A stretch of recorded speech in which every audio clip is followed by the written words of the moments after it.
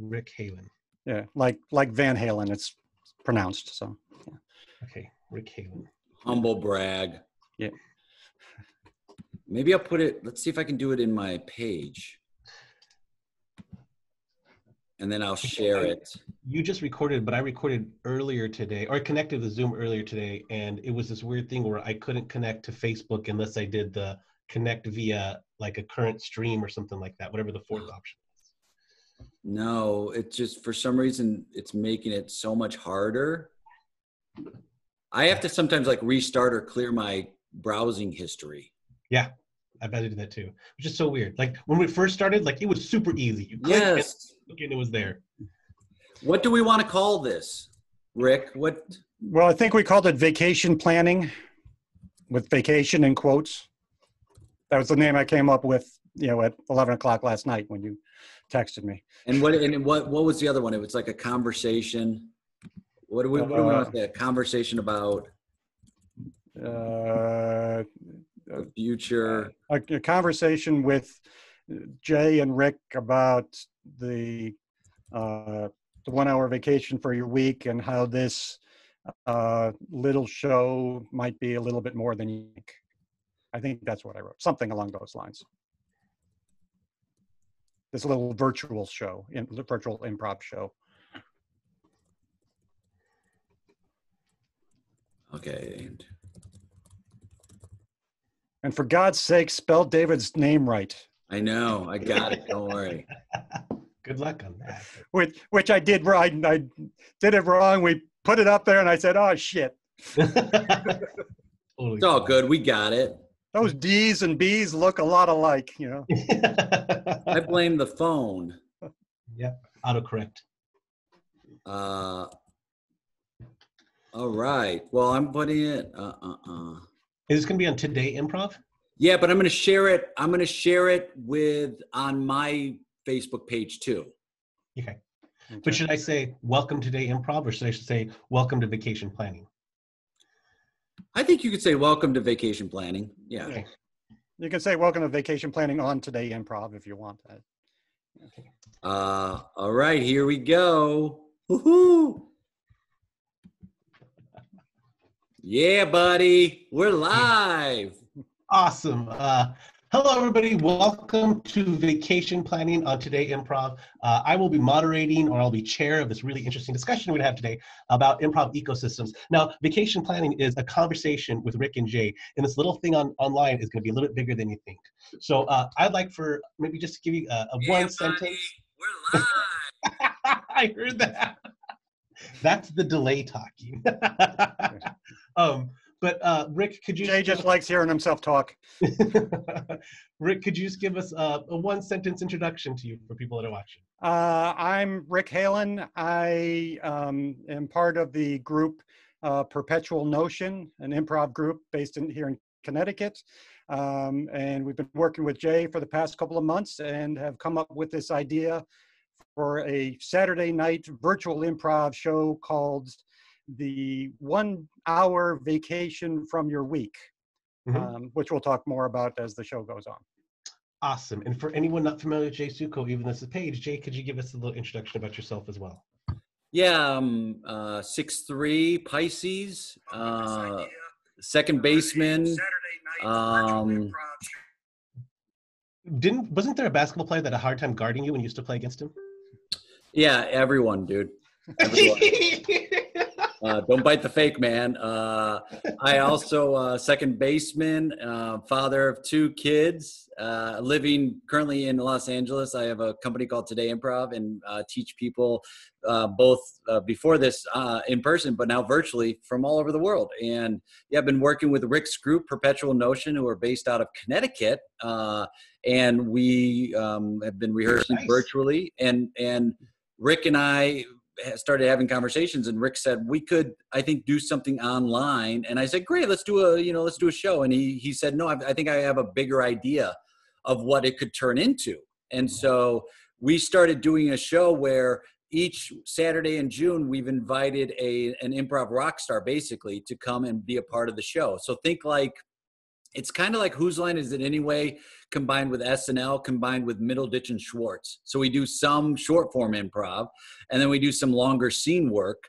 And we have a special guest each week. And each week we also are going to vary the format up as well. So it's going to be different improv games, different structure and things like that. And the first week we did it, there was a really good response to it, and people have watched it, really enjoyed it. And eventually what we want to do is we want to start partnering up and bringing veteran improvisers and veteran teams together with like newer performers. And much like you do, David, with Improv Boost, is giving a boost to those people too that don't get their voices heard enough, or people don't follow enough. Like, I think you and I are both of the agreement, David, that like Second City's doing okay, right? It's people, I mean, now they might not be as much, but it's more of a level playing field. And I think improv is improv. And if we can bring that together and spread it across the globe, and then also we have a dream too of like, hey, Netflix, you're putting on all these shows. Why not put on an improv show? Hey, Comedy Central, you're putting on all these shows, and you're having these shows with improvisers created by improvisers.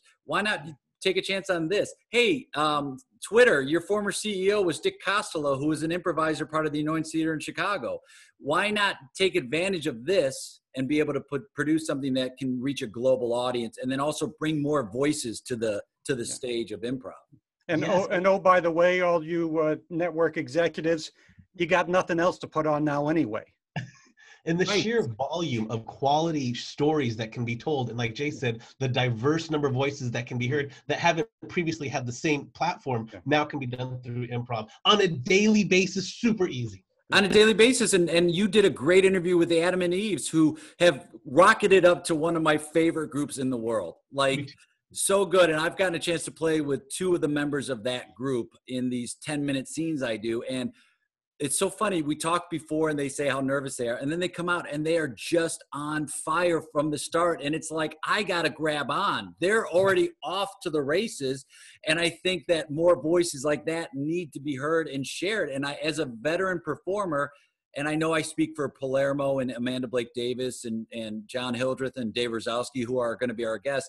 We also really, really, really love working with people who consider themselves newer, because you can take, I've seen people in a level A improv class day one who I'm like, oh, they get it. Like, they right away, they get it. And I know people for almost 30 years now who I go, I'd never get on stage with them because they don't get it. And so I think this can open up that possibility. And it's so exciting to me to say, I can turn on my computer, I can reach out to a friend in Bangalore, or I can reach out to a friend in Australia, or I can reach out to a friend in France, and we can do a scene right now virtually. And how can we get that out to the global audience? Because when people talk about improv online, it's not as good. It's like, man, have you seen some staged improv?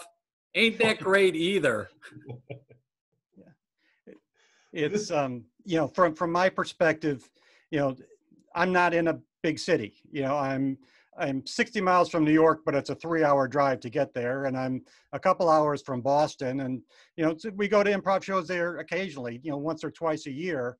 But other than that, we don't have you know, we don't have the facilities to do it, except if we do it ourselves.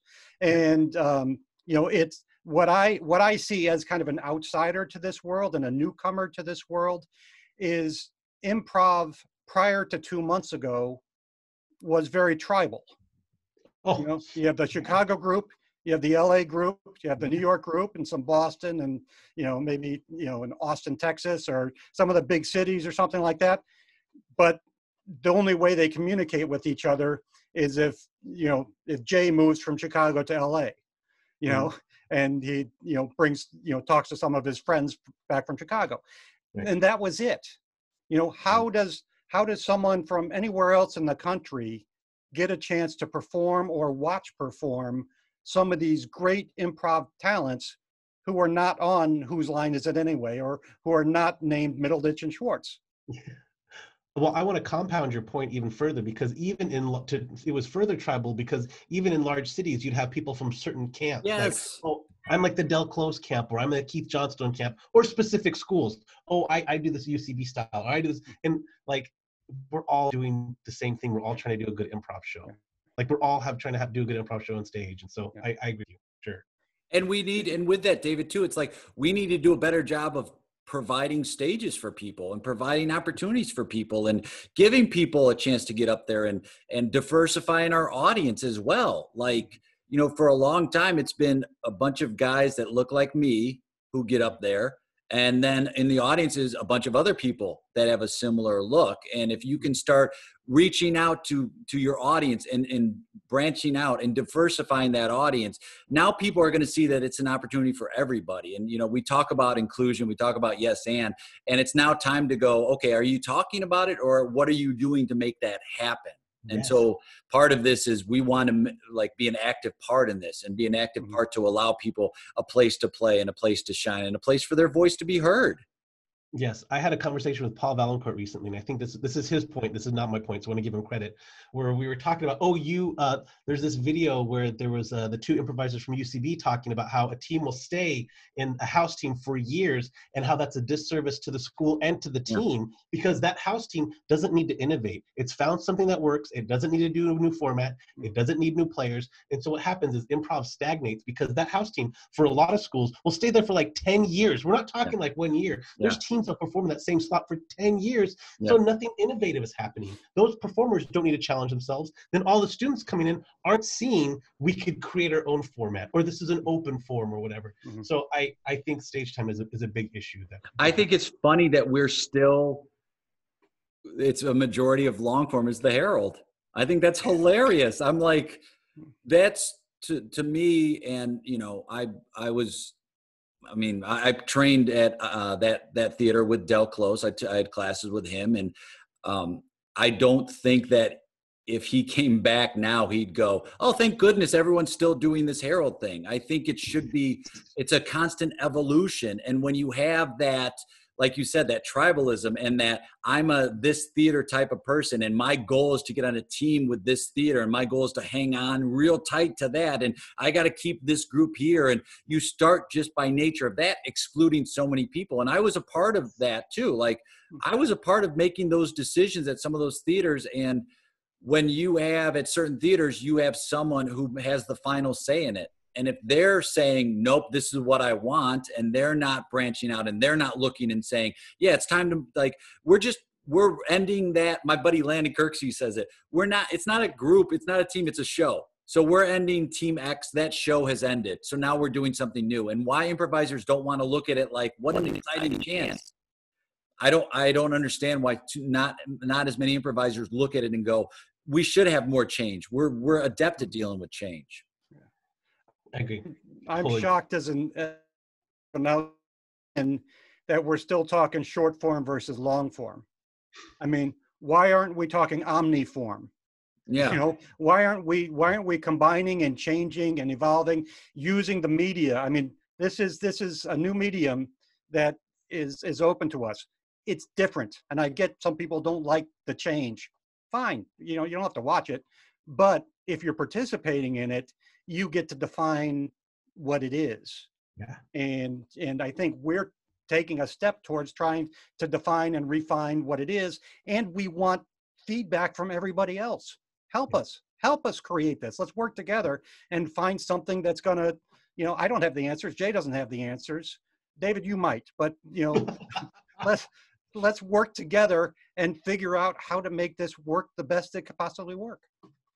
That sounds wonderful. So with that, because I think we're all kind of just talking around it, let's get into some questions about something that's been coined the improv ecosystem. Now, just a warning to you too, I might be like typing and stuff, but it's because also, if anyone asks any questions, I can bring up the questions and ask you the questions as well. Great. But the first question is, I haven't coined this term, but I've championed this term, improv ecosystem. And the first time I heard it was from an improviser named Joe Thompson, who's going for his MA right now. He's a part of an improv company called Little Chicago Productions in Sheffield. And he used the term improv ecosystem, and that really resonated with me. Because there's a difference between an improv ecosystem and an improv community. Would you two like to comment on what the possible differences there between viewing a group as a community and viewing them as an ecosystem? No. That's a great question. It is a great question, and requires a little bit of thought. Sure. Well, I can tell you that, like, when you look at an improv community, the reason why it resonates with me so much is because a community homogenizes everyone. Right. Like, a community is like Yeah. everyone's the same person, offers the same skills. Yeah. Where an ecosystem has this denotation that, like, ecosystem by definition is a bunch of organisms, different types, diverse organisms working together to create a sustainable environment. So in improv, you have people that might just be interested in tech or taking improv just for mindfulness, or people that are teachers, or people that are students, or what. Yeah. Everyone has different skills as well as varied backgrounds. Yeah. But when it comes to community, it's like you're talking about tribalism. People might go, I'm UCB and that's my community. Okay. But UCB is part of a larger ecosystem. Like, Right. so it may be useful for a region to have multiple philosophies and multiple schools going on. And if you look at it as a community, you might compartmentalize yourself into saying, here's my community, and you're really just saying, here's my tribe. Yeah. Which means you're not switching. Yeah, I agree 100%. I think if we start, I mean, the communities are fine for what they are, okay? And, you know, and it's good to have a family. You know, it's good to have people you're comfortable with, okay? But if you live in the same house for your entire lives, you're never going to grow. Right. So, you know, let's start spreading out, and let's start working together and learning from each other.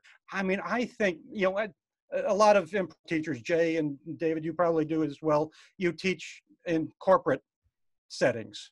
It's a good way for improvers to make some extra cash. Okay, you go teach managers, you know, how to talk to each other and how to listen to their staff, and teach the staff how to listen to each other. That's all great. I've taken those courses. I've been in corporations. I've taken those courses. You know, what if we turn that, and maybe some people are doing this, I haven't seen it, but it could be, what if we take that into a more social setting? Okay, what if we talk to politicians and get politicians to start saying yes and? What, you know, what if we get unions and management in the same room and get them start saying yes and? You know, what if we use improv as a tool for social change? You know, Lord knows we're trying to work on it through all sorts of different means. You know, let's try improv as well. What could it hurt?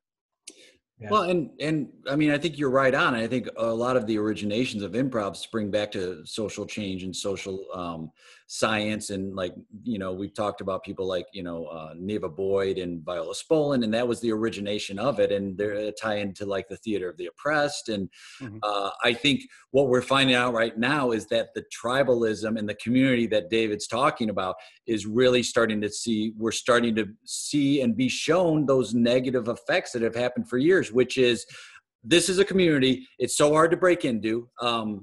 You have very little chance to break into that community. So you have really nowhere to go. And the Chris Gethard, Will Hines video that David's talks about with the UCB guys, they were two integral parts of that theater, and they felt like outsiders. And they were two people who were integral parts of it. So you have this base of fear. I liken it to, you know, I say, you were introduced to yes and in level A, and everyone loves it. That's the hook.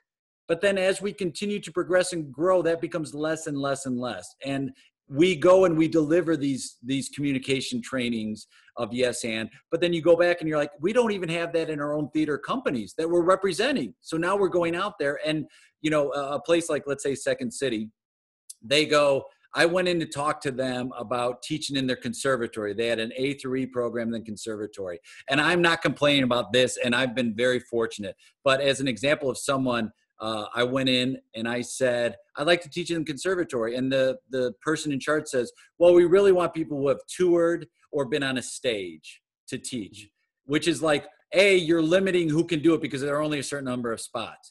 B, we've gotten away from when I started Second City, which is you had Joyce Sloan, who was a nurturer, who said, let's find a way to make that happen for you because you've gotten so big. And so we have to look at ourselves and go, how can we make, like you said, David, the ecosystem? How can we make that grow? And what are things we can do to make those changes? Things are happening virtually right now. There's no reason to not make changes immediately. There's no reason.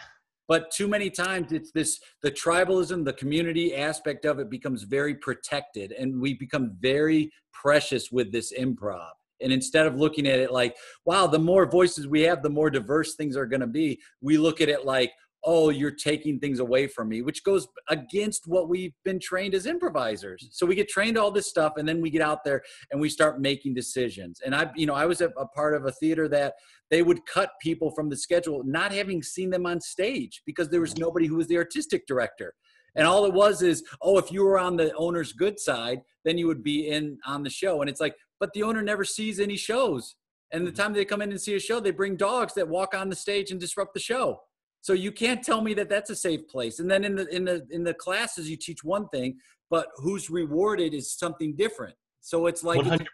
It's a very mixed message you're sending to students, because they say, well, you tell me not to try to be funny, but then everyone I see on stage is funny and is being funny. So it's like you start here. You start with you and you go, okay, what have I done to add to the problem? What have I done to cause the problem? Now, what can I do to help make a change in that? And it's going to be clunky and it's going to be awkward and you're going to make mistakes and you're going to say the wrong phrasing or the wrong term, or you're going to call somebody by a name that's not appropriate, right? But you can start making those changes and not making the same mistakes twice. To me, that's a big key, is like, don't make the same mistakes twice. And for the institutions, it's like, man, get rid of those harassers too. There are so many harassers and predators. It's like, we can't grow the ecosystem when we have that there. You know, but people want to be like, I'm a blank theater guy. I'm a UCB guy. I'm an IO gal. I'm a Second City gal. That's because you want to have some sort of ownership, which goes back to the family thing. But if you have a whole ecosystem and you go, like David held the sign up, we're improvisers. And like Rick, you were saying, it's not short form, long form. Yeah, why not try throwing in different short form techniques in a long form show? Like, we can start making, I think we can start making these changes, but we also have to let the voices be heard that we've silenced for too long. Mm-hmm. 100%. So you just answered my second question, Jay. I'm going to ask the question just because I think it was a good question. And Rick, if you want to jump in, you can. Okay. But my second question was to be, how has the improv community failed us, or has it failed us? And I think exactly what you're talking about is how it's failed us. Is it's actually caused us to be tribal. Leadership makes the decisions of who gets on stage, and sometimes it's nepotism. It's who I like gets on stage. Or the school will teach a format because the school's like a machine. They have to guarantee that everyone that goes through that curriculum has the same access to quality improv teachers. So they say, here's the exercise you're teaching, here's how you're teaching it. But then, like, the teacher might have an expertise that's different than everyone else in that level that could really hone in on how this person could be helped and really help them out. Mm-hmm. And the student might have to have the note given a different way than another student. Yeah, 100%, 100%. Yeah, Rick, I worked for a number of years in a big corporation. I won't name it, but it was a big, successful corporation. And there was a lot of good and a lot of bad that went with it. But one of the things that a successful corporation does is it changes all the time. It is always changing, or else it falls behind. You get the executives. It was a multinational corporation. The executives were in one place for 2 years, and then they moved somewhere else, because then they could take the experiences that they got in one place, take it to another, get new experiences, and take it to another. If that doesn't happen, the business stagnates and it fails. Yes, and 100%. And that is what is happening in my mind. You know, again, watching it from where my perspective in improv is, the improv has stagnated to a certain extent. You can still go to a great show, there's no question, but you know, it just is not moving forward with the times. And and I don't want to come across as slamming it. I want to be part of it. I want improv to be great, and instead of just really good. And I want it to be part of the future. I want it to be a well-recognized art form that is recognized by everybody, not just those in certain urban enclaves. And I want everybody to get a chance to do it and understand the principles of it. And you need to be proactive as people. If you're casting a show, or if you want to, do a class or anything like that, you have to start being more proactive in this to, like, really, it's not a passive sport. Like I heard somebody talk once about like diversity and inclusion. It's not a passive thing. Like you have to be actively a part of it, which means you have to be part of the solution. And I sat and I've been in a couple town halls in the past 2 weeks that have just, it's not only is it like broken my heart, but it's also made me look inside to be like, what have I done to be a part of this? What have I done? And you have to take an honest look and a very hard look and say, what are situations like that I've done that has caused people pain? As improvisers, we're supposed to take care of each other. And that means take care of everyone. So start reaching out to people, start making those connections right now, but it has to be very active. Educate yourself. There's enough literature and movies and films that you can start educating yourself as well if you have questions. Don't put that onus on people of color to answer those questions for you. Like do it yourself, but become very active in this. It's when I cast my shows, and I've been doing it for a while, like I really take a look at the shows. For me aren't always for me the shows are, how many different points of view can I get into the show right now? I want to work with different points of view. Sometimes the scheduling doesn't work for sure, but when I reach out to people, I'm reaching out to people because I think they'll work well together. I want to play with them, and they're going to bring something different to the table that I don't have experience to. So I think you have to start looking at that and being active.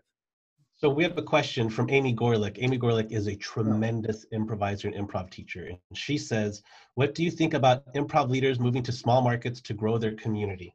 Oh, Amy, 100%. I think also like, hopefully this will stop putting Chicago on a pedestal as a mecca. Which Interesting. And I'm like, interesting. Everyone's like, Chicago's the mecca. It's like, it's just a city that happens to have Second City and IO there and comedy, sports, and annoyance. But that doesn't mean it's any more valued. Like you can get some bum teachers in any city you're in. But I definitely think, yes, hopefully at a certain point, some of these veterans, some of these leaders, and I'm not telling Amy to move from LA, but I think at that point, you can take your knowledge and go back and help those little communities grow. David Shepard he wanted to make improv like a living room game where neighborhoods battled each other in like improv competition. He wanted to bring it into the living room. So you go, oh, we're taking on the next block in improv games. So I think definitely like take the knowledge you've learned and then help that ecosystem grow in those smaller areas. I think it's a great idea, but I've got just something that might be a little bit different. Stop me, Jay, if you've heard of this before. No, Rick, no different conversations here. How about something called virtual improv? Oh, interesting, of course. Okay. Yeah. How about, people don't have to move to do this. How about somebody, a teacher in LA works with a group from Connecticut? Yeah. How about that? I wonder if something like that could work. My first instinct is no, but. No, I wonder if you could develop a friendship and a relationship, and I wonder if that could turn into something. I wonder if you could put from Chicago, Connecticut, all at the same time. Huh? Yes. And that's really like the goal of this project, right? And the goal of, so nothing has leveled the playing field more than the quarantine, because everyone lost the location. Everyone lost that big name. Anyone that wants to be an improv teacher, we're all in the same, all have the same axis, which is this little square that we see right here. Mm-hmm. And so it's going to be interesting to see when everything opens back up, who rises to the top and who's crumbled at this point. Right. And virtual improv is here to stay. I got news for you. People want to go back to the old way. Someday we'll have a vaccine and we'll have stages, and that's great. This isn't going away. Yeah. Okay. Yeah. This is a new form of improv. This is a new form of developing this ecosystem that you're talking about, David. This is, I can't count the number of people I have met in the improv world in the past 2 months. Okay. It's more than the 5 people I knew before this, and then we've got people watching our show, and laughing, that's what it's all about. Build characters, build scenes, build situations, and get people to, escape from their daily lives, which people need to do right now. And it's going into that, what you talked about earlier, David, too, of like building the ecosystem. Mhm. And like, this has, like you said, this has leveled the playing field. And not only has it leveled it, it's allowed people to surpass it, because, you know, you've got people like Chris Mead and Katie Shute who are developing a whole program tailored to online. And I think for me, they're the first ones that have like said, we're doing this company that's virtual online training. They did it before Second City, before IO or UCB. Yes. So, and you're looking at this going, let's make this, and the goal of what we're trying to do is, yes, let's make that ecosystem grow, and let's get away from, it's good to say like, I'm from Portland, or I'm from Manchester, or whatever it is. It's good to have that. We don't want people to lose that, but we can bring people together in a different way now that is more effective. It costs less. Right now, if you want to reach out to somebody like Brian Palermo to have you coach a team, and you got $60, you can do that for an hour. I mean, imagine Yes.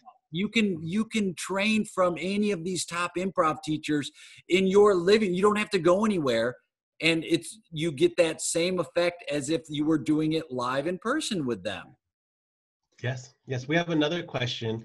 Unfortunately, I'm going to chop up this name, Ankit Chala. And he says, do you think people will get so comfortable with virtual and live shows? Oh, do you think people get so comfortable with virtual and live shows will reduce?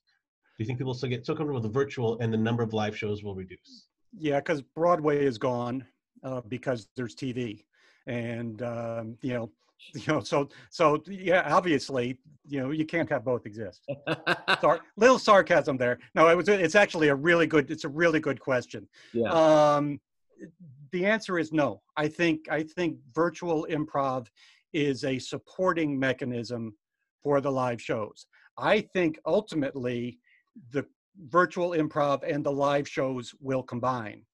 Mm-hmm. I think, why not have a show where half the cast is in LA and half the cast is in Boston, and there's maybe a TV monitor on the stage, a big screen, so that they can be performing together, just like Jay and I are performing together here. And why not do that? Why not have a cast in LA, a cast in Boston, and somebody in Connecticut and somebody in Des Moines, in their basement studios, all performing together, in front of multiple live audiences. It sounds like what you're saying. This will be more innovative improv that might actually blur the lines between the definition of live and the definition of virtual. Right. I mean, when my buddy Bill Kopp moved to LA 20 years ago, I was still in Chicago, and we had conversation. I said, wouldn't it be great if some way we could figure out to have a stage where it's like several monitors, and like what Rick is saying, where I'm on stage live in Chicago, you're in LA. Mm-hmm. I might say like, oh, here, have a cup of coffee. And I reach in and you take the cup of coffee.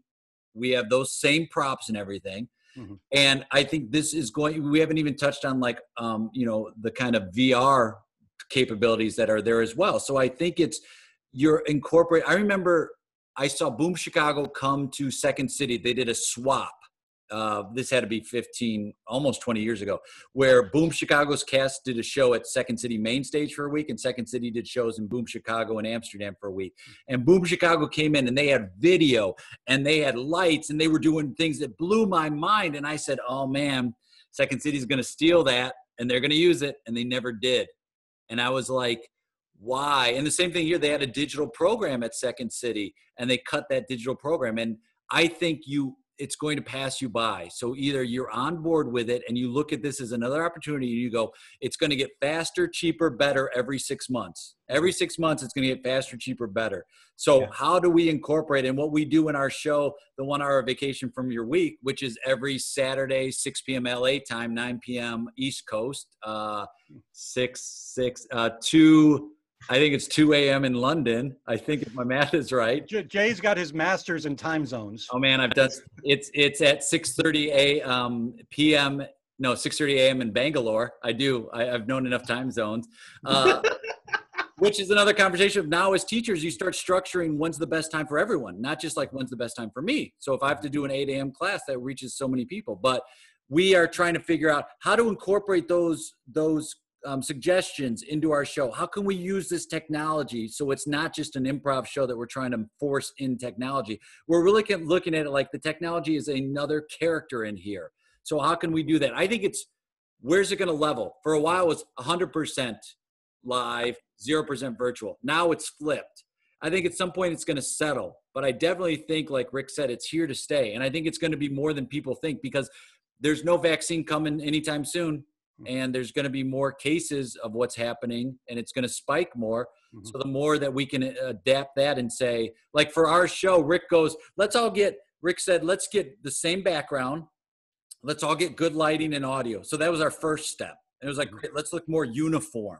Mm-hmm. Other shows I like having my background and theirs. Like I do these 10-minute shows, but it's a matter of playing around with it, see what works. And we've been finding things that it's like, that thing really worked well. So let's keep incorporating that and building on that, rather than looking at it like, it's too much. I can't do it. I'm going to wait for it to come back to the way it was, because it ain't going to come back to the way it was.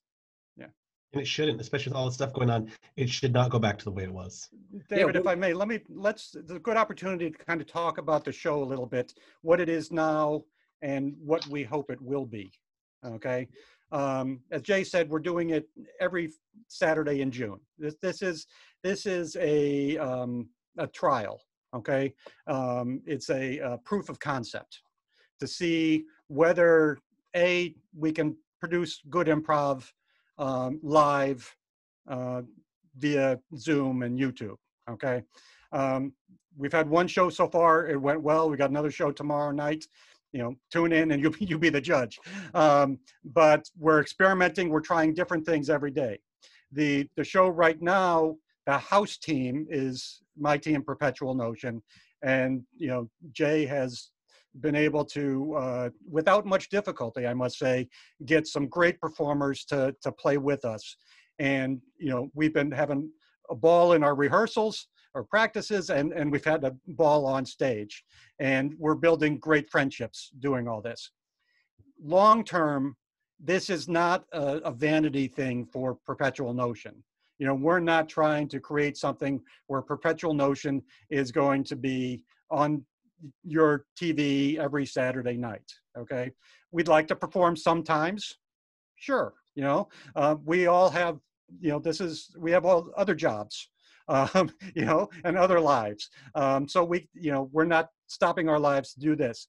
And that's great for a lot of reasons. One is we can't handle it. And two is what we want is to get other up and coming teams, some on a regular rotation and some just popping in, a new team every month to perform with these professional improvisers. Get people from different parts of the country, different parts of the world, playing together, and experimenting with what works well. Each program is going to be different. There'll be short form, there'll be long form, there'll be other forms, there'll be anything that melds the skills of the house team and the professional that's brought in. Some stuff's not going to work. That's improv. Some stuff's going to make you roll on the floor laughing. That also is improv. So this is what we want to do. We, and that's kind of the show part of it. But it's a lot more than that. Okay, I'm not in this for the money. I'm an entrepreneur. I do okay. I've started other businesses and other nonprofits and things like that, and I can talk about more of that if anybody's interested. But this is about changing the world, or changing the ecosystem, or developing the ecosystem. It's about getting people working together. If we're lucky enough to get funding of some sort, let's use whatever we get from that. Pay the performers a fair wage for what they're doing, but then let's create scholarships or grants for, it might be for an improv venue or a community theater who is looking to do all the right things in their community. They're diverse, they're anti-racist, they, work with women, children, seniors. They're out doing social things for their town, for their city, for their area. They are doing the right thing. So let's see if we can get funding to them to help them grow what they're doing. let's create a scholarships so that, performers who can't afford train, the $60 an hour to get Brian Palermo. Well, let's give them the $60 an hour so that they can work with Brian Palermo for an hour, or $60 a week so they can work with them for a year. Yeah. Let's figure out ways to take what we're doing and turn it into something that helps the entire. Again, I love your term, or whoever you said it was somebody else's term, but I love it. Let's help to develop the ecosystem. That's wonderful. That's a wonderful vision. I want to go back to something that Jay said, because this relates to what you're saying.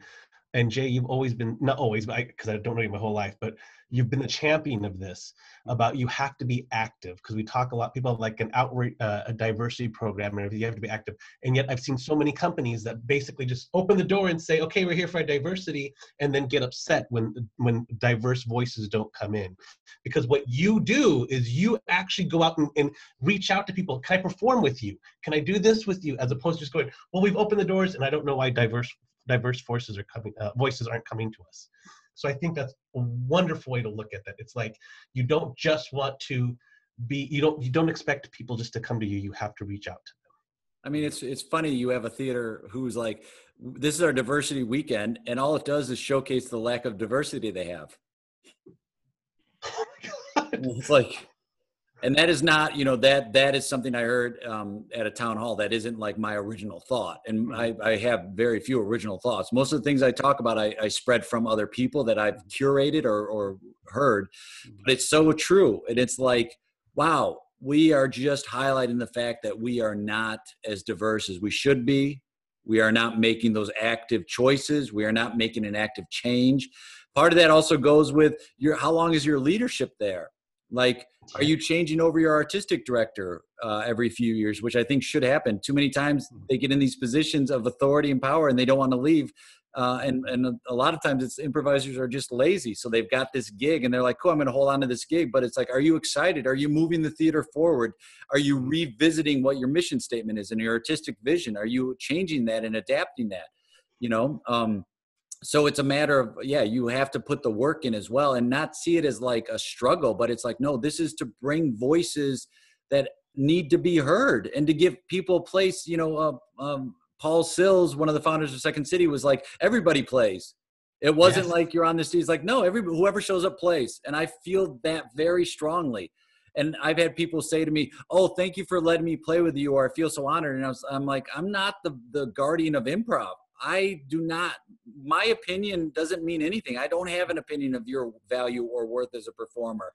You want to play with me? I'm honored you want to play with me. That's it. Bottom line. I am not a gatekeeper. I don't want to be a gatekeeper. I don't want to say, well, like when I get asked, by people in positions of authority at a theater, is this student ready for the stage? I'm always like, yeah, like what's your criteria of what you want to have on the stage? Like, to me, if you're going based on my experience, they've taken notes, they've shown growth, but I don't know. I am not the person that should be making those decisions. That's not up to me. I just want to play.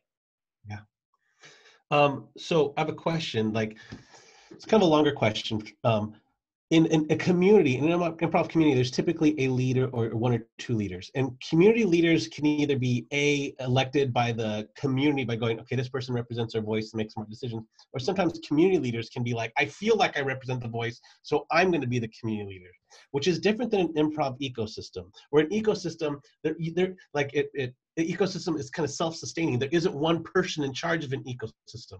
Mm-hmm. So how do you think a leader's role should be if you perceive it like an ecosystem? How do leaders interact with one another, or should there be multiple ones, or what does a leader look like in an ecosystem? Yes, and leadership is important. You've got to have people that are willing to make tough decisions sometimes, that they've got to set boundaries and guidelines and all of that. So that's an important factor, but they've got to listen. Yeah. If a leader thinks he's an autocrat and can decide everything that's going to happen, that community is not going anywhere. As a parent, I know, Jay, you've got kids. David, do you have children. I don't know. But I've got 3 grown children, and if you don't listen to them, as you're raising them, and hear what they're feeling and what they're worried about, you're not going to have any success as a parent. So I know more than my 10-year-old does about a lot of things, but I don't know more about what he's feeling than he does. So how am I going to find out? I'm going to listen. And then I'm going to work with him to try and figure out how to help him solve his problems. And it's really, leadership is like that. I mean, I have my own company, but I've worked in big companies, as I've said. I've created organizations throughout my career, and it's all about taking what's out there, what's needed by the customer, the consumer, the audience. Okay, what do they want? Listen to them, but then also listen to the people who are helping to produce that, and say, what do you need in order to give the customer what they want? Yeah. Well, I mean, I think that's right on. I think the number one thing is listening and and having people be able to be heard. In improv, we have had a system for far too long of retaliation. Oh, you're saying that? I'm going to get back at you. I'm the person who's oppressing me is also the gatekeeper. I have nowhere to go. I have nowhere to have my voice be shared. And for too long, it's like, if you don't like it, there are 100 people waiting for your spot right here. I've also worked with somebody who said, hey, I got to blow out your candle to make mine shine brighter. And these are people, these are people in authority. And so they aren't listening. And what happens is, instead of you're heard, you're met with defense. I'm going to be very defensive, and I'm going to justify my point to you, or it just can't happen. Too many times it just gets dismissed. So because of that, we're seeing the results is like, people aren't being heard, and they're finally like, I don't care. They're finally starting to say, I don't care. I'm going to name names. I'm going to tell the people who have done this to me. I'm going to say the theater. I'm going to say the people in charge. I'm going to say the teachers. And that's the only way that it's going to be able to change right now is with that, of listening to the people who are telling you, hey, we're in pain. And we should want to be empathetic towards us, right? Like Rick said, we are paying these, we do pay our performer who comes on and guests. You're not going to make a lot of money in improv. And so you're making this hobby very difficult and hurtful for people. Like, they're giving you their time, they're giving you their effort, but they're not being afforded the same opportunity. So we have to be active in that. And we have to start with listening from the top and removing the fear of retaliation, the fear of, I'm not going to work again, because this person has my career in their hands. A lot of times, the people who want to be professional, they have to go through those people. And the people who don't, what they do is they leave. They don't talk to people about it. They just never come back to improv, and they tell people about their bad experience. That's the thing, getting back to ecosystem. Now they're talking about their bad experience in improv. They're not just saying the theater, but now it's all of improv. And so you see somebody sees a bad improv show. There are people who go, I'm never going to see improv again. Like, they don't go, I'm never going to see a show at that theater. I'm never going to see, they maybe had an off night. They go, no, I'm not going to see improv again. So it does affect the whole ecosystem. But if you're not, as a leader, willing to learn and really listen and take your ego out of it and go, what can I do to help this situation? And like Rick said, at some point there has to be somebody making decisions, but it's only when I've heard everybody, and let me be transparent, and here's the decision moving forward. But if we don't have space like that, you're just going to keep cranking out and bringing students in. And the way Second City and IO and UCB especially, the way they've been successful is fame. Fame brings people in. In other countries, they don't care about fame. So if you mistreat people in other countries, it's not like, well, I've got people lined up. It's like, no, you don't, because they don't chase fame the way Americans do. And Americans and British and Australians sometimes, but it's like, that's the shortcut to get me on a TV show. Mm-hmm. So I'm going to take an improv class at this theater because that will guarantee me this thing. But what you're seeing is so many people are being affected in a negative way. And as leaders, you have to command respect, not demand respect. And too many leaders in improv are demanding respect. And it's like, no, you got to command it by showing those being an example. Be an example, call stuff out. Say that's not appropriate. Listen, ask Yeah. people, have forums, say like, I want to hear, make it okay for them to submit information. Have anonymous places they can post without fear of that retribution. And these are all things that people keep bringing up over and over again and have been bringing up for years. It's up to the people in charge to take it seriously now. Yes. And I think what you identify is how the community has failed us. Like for years, there's been this rhetoric of we're a community, the rhetoric of we build an improv community. And if that were truly the case, if people were truly pursuing that, there wouldn't be all these case studies or these stories of people coming out about how they were not allowed to get stage time, how they were taken away from teams. Or Jay, that's the worst thing I've ever heard. I had to blow out your candle so mine shines brighter. That is horrible. And that same person, we would have these, you know, we would have these dinners before some of these corporate workshop gigs, and we would get in these conversations, and then this person would use that information later on against you. And when the conversation was happening, it was just like a fun conversation, but you're like, oh no, he's manipulating this situation. So I think with what we're trying to do here with our shows is we're trying to open it up, and the leaders in this situation, quote unquote, I guess are me and Rick, because we're executive producing. So in a way we have to be it because we have to make those decisions, but we definitely have conversations. And because I'm directing this doesn't mean I go, no, I've got the final say. I go, all right, man, what do you think of that show? And because Rick gives valuable input to me, I know I don't have the answers. And I've known directors who have said, no, I'm not going to hear from you because of X, Y, Z. For me, I'm like, I don't know, man, help out. What do you think works? What doesn't? Cool. Based on that, let's do the next show and then make it a little bit better and a little bit better. And we've got a vision which we've kind of discussed about what we want this to show. As far as I'm concerned, our vision statement will always say draft in parentheses. Yeah. Okay. Because we know what we think we want it to be now, but we also know we don't know everything. We want people who are watching this now. We want people who are watching the show. We want improvisers from around the world to give us feedback and say, what can this be? We'll listen to everything. We may not do everything. We can't do everything, but, you know, we will listen and we'll say, you know, okay, how can this make it better, not only for us and for this week's show, but how can it make it better for the next year's worth of shows? Yeah, that's a great way of looking at it. It's awesome. Jay, you mentioned something that a lot of improvisers would find controversial, where you said that you think Chicago should not be viewed as the Mecca, which, like, I think a lot of people go, whoa, but why do you think that's a productive way of looking at it? I'm also from Chicago. I know, and you did a lot of studying and performing in Chicago. I also have this. That painting in the background, Jay painted. It's a dream. Oh yeah. Yes. This is my Chicago city flag wallet right there. Yes. Could you take out a credit card really quick so we can look at that? And I'll give you my pin too. I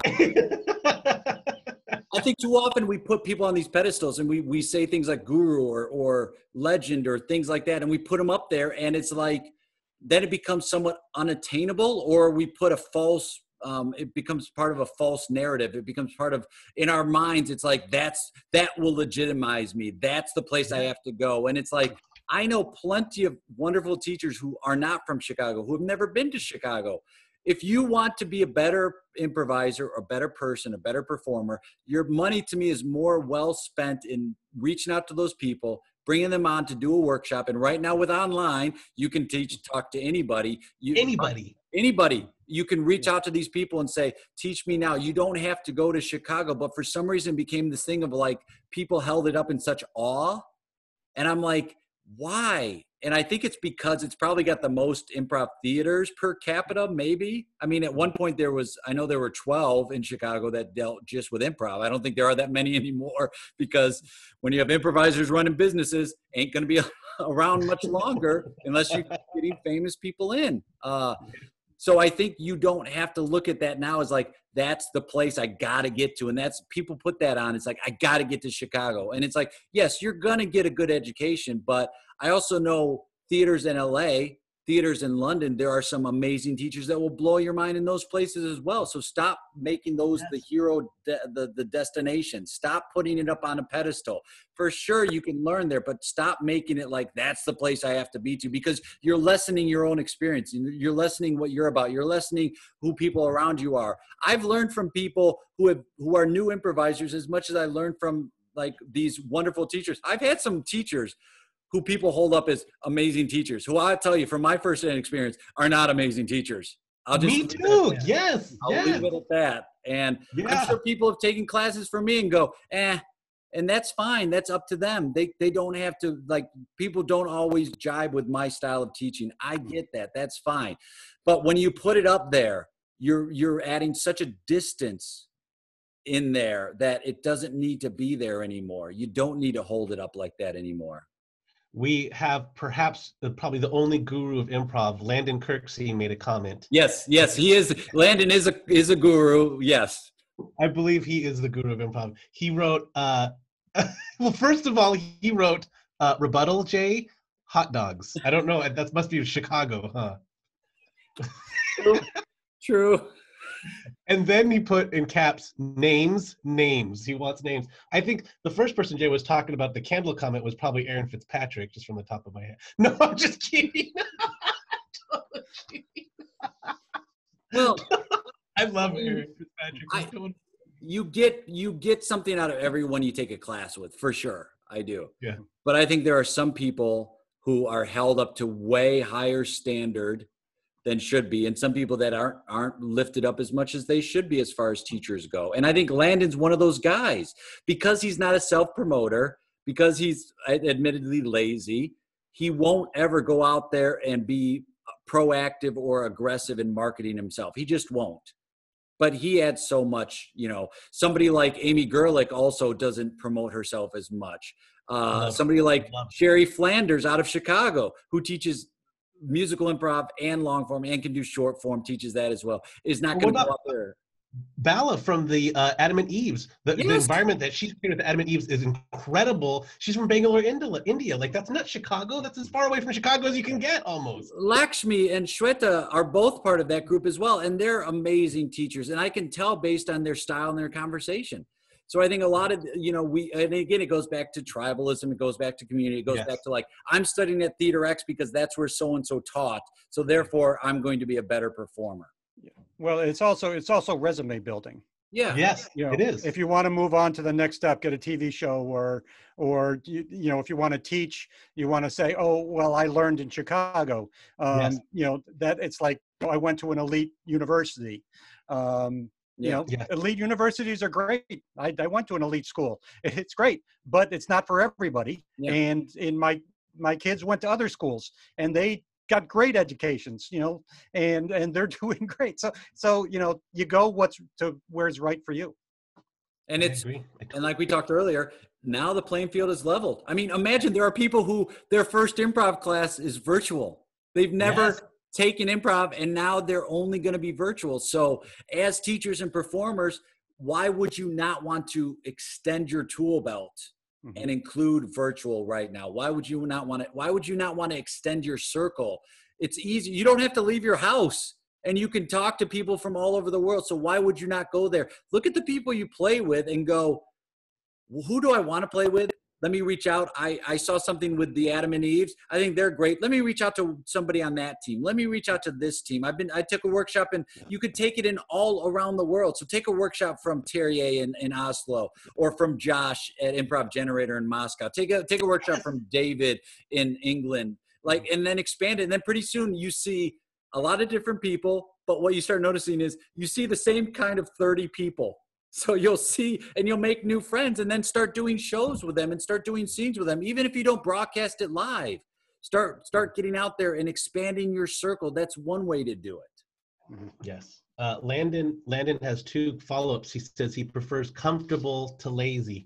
And he said he learned he said, to counterpoint Jay, he said he learned the most in Chicago, but it was mostly about drinking. Yes. Which used to be a prerequisite for improvisers, and now, thank God, is not. That's interesting because I'm going for my PhD in improv, and so I do a lot of study about improv. That's an interesting correlation. This is very off topic, but that like I think it's one of the books talks about how people are drawn to improv, and it's a very similar thing that people are drawn to alcoholism. It's like this like push or this need or this attention, everything. And it was a weird thing. Endorphins. Immediate response. You're getting immediate response from your audience. You're getting immediate feedback. You're getting a rush of fear. I'm so scared I'm going to go on stage and public speak with somebody else, right? Yeah.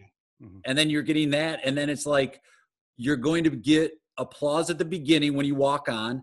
You get applause at the end when you leave. Karen, no matter how the show is, people will still, as soon as the lights go out, we're conditioned to clap. Yeah. And so you're getting paid now in laughs and applause. And that's improvisers. That's what they equate their self-worth to, is because you don't get paid in money. You get paid in that. You get paid in, same with social media, you get paid in likes or thumbs up. Yes. So we want that rush. And then afterwards it's like, let's continue the rush. And that's why I don't drink anymore, is because I was like, I'm going to keep partying. And it's like, no, it didn't do me any good, but that's another conversation. Yeah, for sure. Well, I think I've exhausted my questions about the improv ecosystem, but it seems like it's almost like with this project, you're developing a new online ecosystem, which ends up being a global ecosystem in improv, which is very exciting. Oh, we have another question. We have two more questions, actually. There's this person that's an amazing human being, and his name is Zach Rowland. Yes. And Zach Rowland says, as we find ourselves in a new normal, he has two questions. Should theaters continue to offer online classes after in-person classes can resume? Yes. The second question, I agree. You were talking about that earlier. I completely agree with that. Because then you can access, like you can be in a totally different country and access that quality teacher. The second question is, how do you think new students who started online, well, this is a great question. How do you think new students who started online will be able to transition what they've learned through online classes to in-person classes? Zach, that's a great question. What do you think? I was asked that by a student Dana, in one of my classes. Will this apply to our stage stuff? And I think absolutely. I think why not start looking at it like, can we offer online or in-person classes and then have some of the students also be online at the same time? Yes. Is there a way to make that work? Mm-hmm. Is there a way that we can have a class for 100 people at a time and then partner them up and do breakout rooms? Can you do a class where it's like, great, bring your laptop, your partner this week is going to be virtual? Like, I think we can. I mean, I know we can. And if you put the brains together to make that work, we can. This will definitely transition to what you do in person. Yeah. This has forced everyone to slow the F down. Mm-hmm. You can't talk over each other. You have to sit and wait, and you have to read their response. So I definitely think what you're doing now will translate, and you're more vulnerable at home right now. And I think for a lot of people, I've found that they say, oh, it's less pressure doing virtual. I'm having more fun doing virtual because I'm not feeling the pressure of people being live right there in that same room. So I definitely think it will translate. And there's an argument that doing it virtually, you have to be more precise. You got to close up every moment that you're on stage. You know, the space work has to be more precise and has to fit within this window. So how do you incorporate riding a bike into a window that can only see from your neck up? So how do you use the media, the camera as your audience, and figure out a way to make the camera happy so that you can make the audience happy. Well, and Roy Yannick is trying a lot of different stuff, and the folks down at the Hideout, and they'll like just write on a piece of paper and they'll hold it up and it looks like we're on a bike. All right, let's go on the bike. And they'll just quickly draw and then put it to the camera. And I'm like, hell yeah. So I think it's forcing more innovation too. And to be like, all right, let's assume that this is the way it is now. How do we make it work? There was a hysterical moment there were several from our show last week, but you can actually catch our highlights. We call them postcards. So if you go to the Perpetual Notion page or the Today Improv page, you can see our postcards, which are highlights. And I think it was in the one that we did on Wednesday, which would be number 3. We were playing a game of New Choice, and it was myself and one of my members of Perpetual Notion, Fred, and then Brian Palermo was in it. And at the end of the scene, Fred, I won't ruin it, but Fred pulls out a prop, which he just happened to have on his table next to him. Nobody could see that there were props anywhere. Brian had no idea that there were props anywhere. And he pulled out a prop, and Brian almost hit the floor, laughing, because it was so unexpected and so wonderful. And so I urge you to watch that, just to see how there are things you can do differently here and unexpectedly here on the virtual stage that you can't do, when everything's out in front of the audience. So we're getting a flood of comments right now. So let me get us all cut up to date. Robert Corin says, this is a comment, not a question. One of the challenges when performing with Zoom platform is you can't hear the laughter. Regarding our endorphin point earlier, and I think that's true. Like, you don't have that response that you would have in person. Amy Rosa follows up with that. Her and Zach. I was just going to say, but what you count on, what we found we're counting on, is each other's laughter. Yeah. And that's got to be enough, and sometimes that's more than enough. And then Amy Gorlick says that Zach and her have been teaching this. I think this is very fascinating. I'd love to hear more about this. That they've been teaching a professional poker player since March, only online. So this is a professional poker player, which to me is fascinating because it's all about observation. Like, poker is about like reading each other's signs.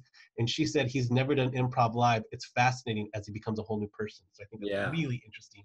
And then Landon, there's a whole conversation going online. Landon's like, I have a poker player in my class too. Amy's like, I sent him to you, all that kind of stuff. So the question we have is from Gary Schwartz. Gary Schwartz is a wonderful influence in improv. He is, I can't remember what the term is, but he's like in charge or the chair of Viola Spolin's work. So he is really influential in improv. Gary Schwartz says, does watching yourself while improvising help or hinder your work? Because in Zoom, you actually have your own image in front of you. So his question to you two is, does watching yourself while improvising help or hinder your work? Depends on where you are in your journey. I think definitely as you get older, and if you want to become like I'll use the term professional improviser, even though you're not necessarily getting paid, but if you want to do that as like more serious as part of your hobby, I think it does help to watch, because you can see things that pop up that maybe your coach or director has given you notes on, or maybe if you don't have a coach or director, it's even better because you can sit and you watch. It's very hard to do it, but sit and watch and go. Like, I remember I saw myself hosting a show once and I kept going like this. For some reason, my fingers were real wide apart. And I'm like, oh, next time I'm on stage, I can close my hand and make it so it's not that. So I can watch that. You think, oh, I was very loud. And then you watch yourself and you're like, I wasn't loud at all. So I think it could be very helpful at times. I think when you're first starting, I wouldn't do it because you might get in your head more. And I think for Zoom, what you can do is you can pick settings where you kind of hide your own view. So I think there are settings, and it depends on what the platform you're in, but you can hide your own view so you only see your scene partner, and that will get away from that distraction. I think you have to do it a couple times. I think after about 3 times doing it virtually, you'll get the hang of it.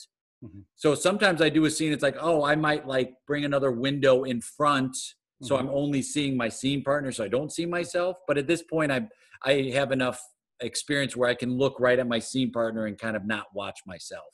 Yeah. All my friends would probably say I have such a huge ego that I prefer watching myself, but I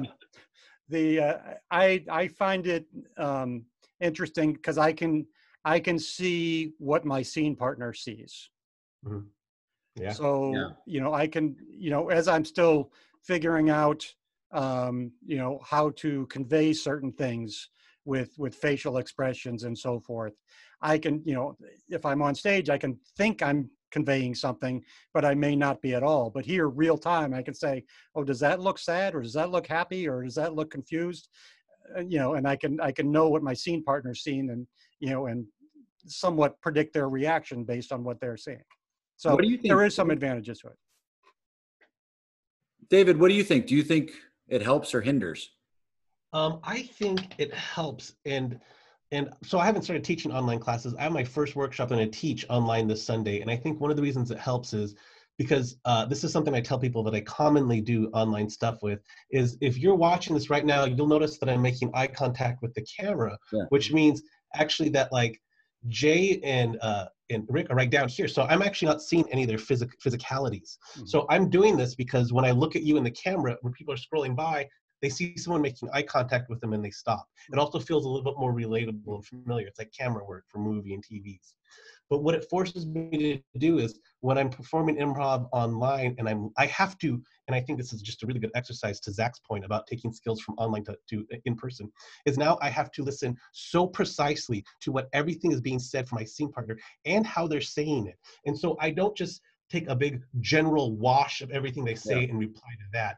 I take specific words and why did they choose those words? Because that's almost entirely my world at this point because they're not in the room with me. And I think that's really good because it's like hyper listening. It's not shallow listening, it's deep.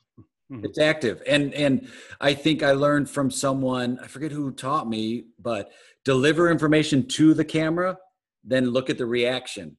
Whoa, that's good. That is good. And it's also, you're working on your soft focus, which you do on stage anyway. Like I'm able to see, even though I'm looking at the camera, I can still see what's happening. I still see like Rick's head shaking and David's moving. You could a little bit, you could still see that.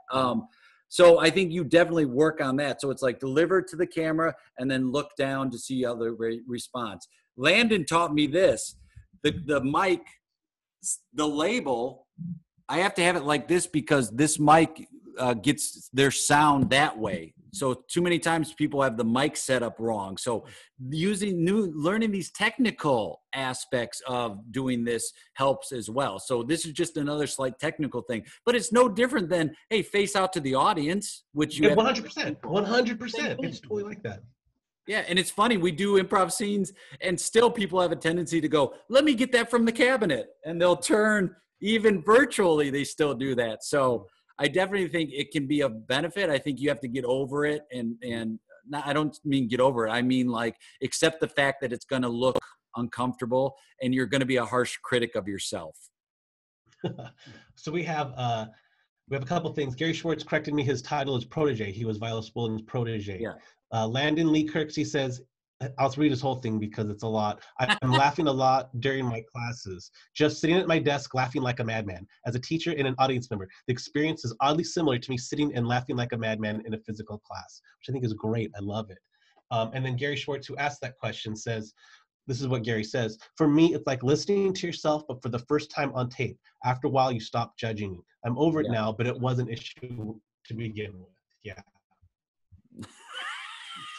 And then Landon follows up with, you're already laughing. I was going to try to deliver it seriously.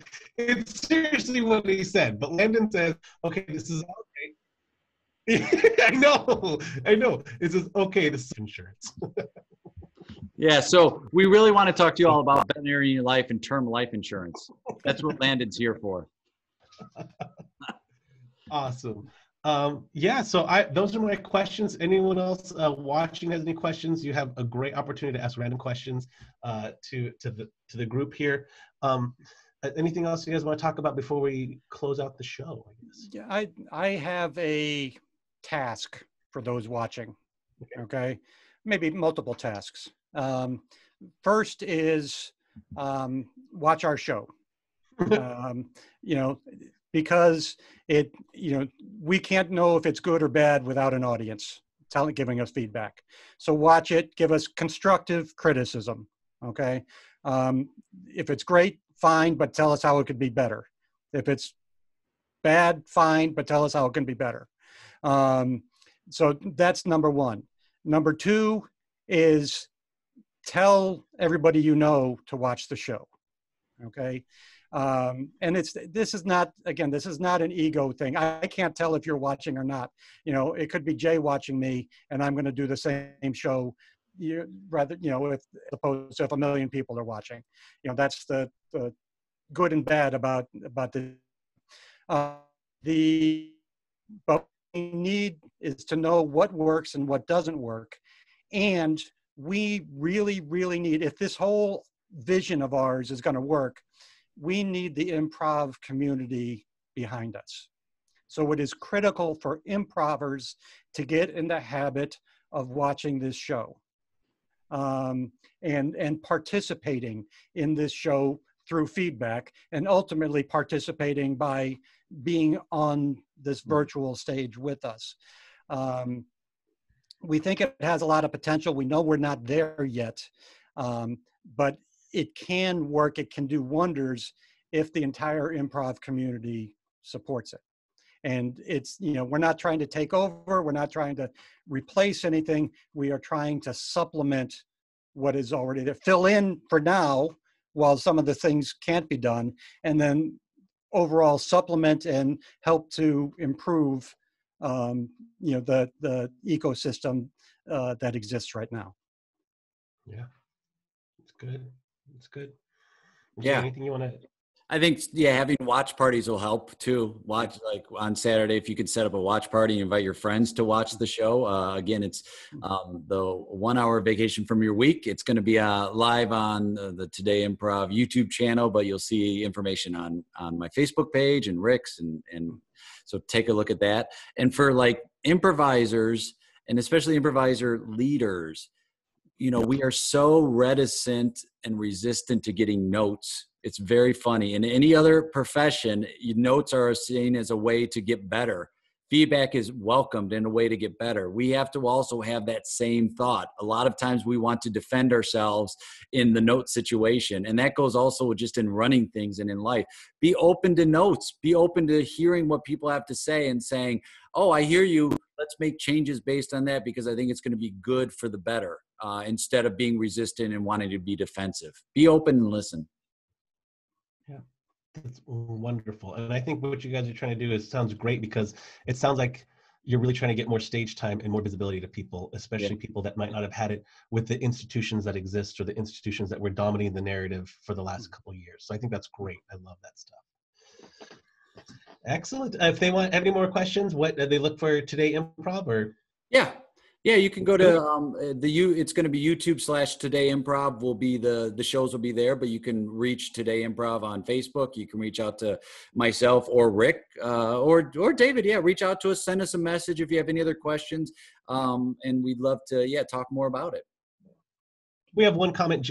Landon says he has some notes for you, Jay. So I'm open to them. I'll give them to Jillian Bellinger. Thank you, David. Thank you, Rick. Thank you, David. Thank you, guys. Thank you, guys. So much. All right. We'll see you all later. Have a great day. Bye. Okay, bye-bye. Yeah. I've got to run in 2 minutes because I'm doing a set with Vanessa Anton. Yeah, awesome. Wow, awesome. Who's a great performer in San Diego, but we're going to do a thing. Yeah, she's really great. Great. Have fun with that. David, thank you so much. Yeah, wonderful. Your questions were wonderful. I mean, and thought provoking. Thank you. The whole idea of the ecosystem is fascinating, and it fits very much into what we're talking about. So it's just had to understand the terminology for a second, but then sure, it was great. No problem. Thank you for having me. Thank you for letting me do this. I'll do anything that Jay asks me to do. I don't want to know about that. No, you're the best, David. Thank you, my friend. Thanks, Rick. Thank you, Okay, take care, guys. Yes.